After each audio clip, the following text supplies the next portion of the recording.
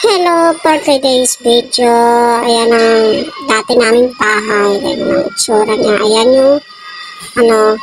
yung hagdanan namin, ayan o.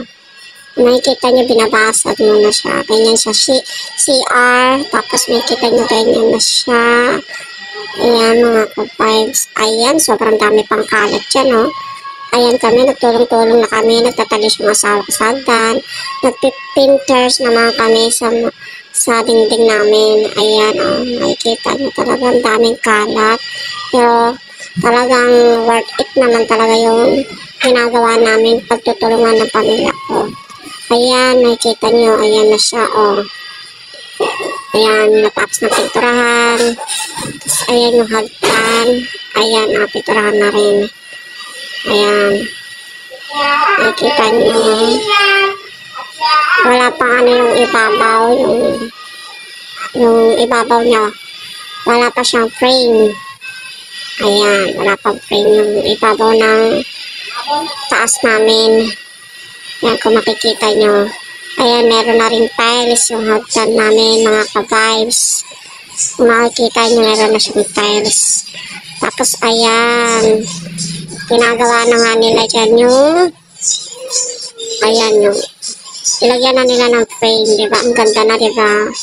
Ilagyan na rin siya ng ilaw sa dulo. Ayan. Iba-ibang kulay yan, mga kabays. Violet, yellow, tapos blue. Ganun yung kulay niya. Yung kinakabit na siya. Ayan, tapos lilihain pa daw ata yan, tapos lalagyan ng pipinturahan para mas lalo siyang gumanda. Ayan, tulong-tulong na nga sila para mabilis matapos.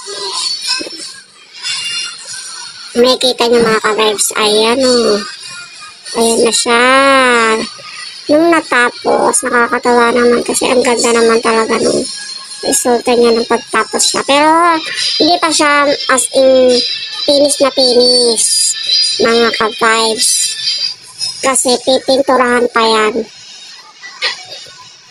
Lalagyan pa ng design. Tapos yung ilaw sa gitna, papalitan din yan. Ilaw sa gitna. Kasi bumbilya lang yung ilaw sa gitna. Yan, papalitan yan. Magbabago yan. Ay, kita nyo.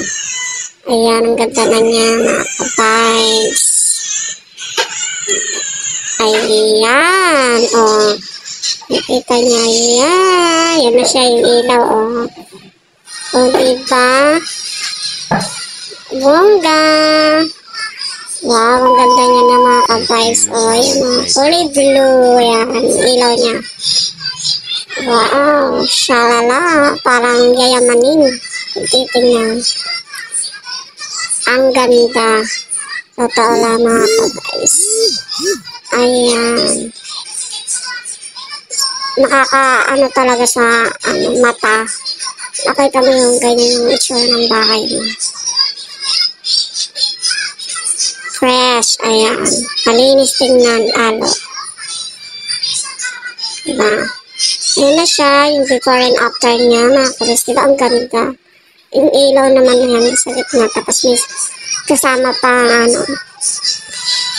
electric fan. Ayan.